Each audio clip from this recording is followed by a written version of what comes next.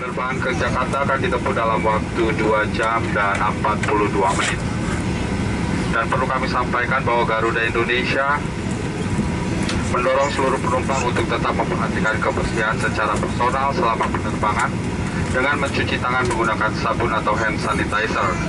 Penggunaan masker yang tertutup tetap dianjurkan bagi Anda yang sedang dalam keadaan tidak sehat atau berisiko COVID-19. Dan untuk memastikan keamanan dan kenyamanan penerbangan Anda, Garuda Indonesia selalu menjalankan tahapan prosedur sesuai ketentuan yang berlaku.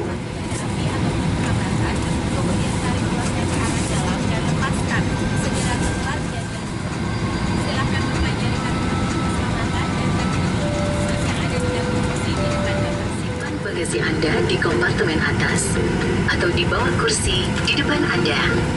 Pastikan bagasi Anda tidak menghalangi pintu keluar dan lorong kabin. Sabuk pengaman Anda ketika tanda kenakan sabuk pengaman menyala dan setiap saat diinstruksikan oleh awak pesawat. Pasang sabuk pengaman dengan memasukkan ujung logam ke dalam gesper dan kencangkan.